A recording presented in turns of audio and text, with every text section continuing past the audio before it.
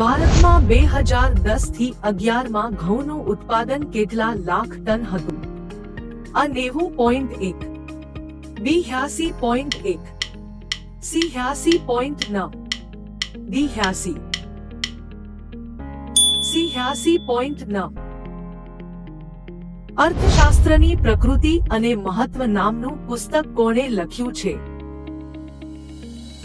A Adam Smith, B સેમ્યુઅલસન, C લાયોનલ Robbins, D આમાંથી એક પણ નહીં. C લાયોનલ Robbins.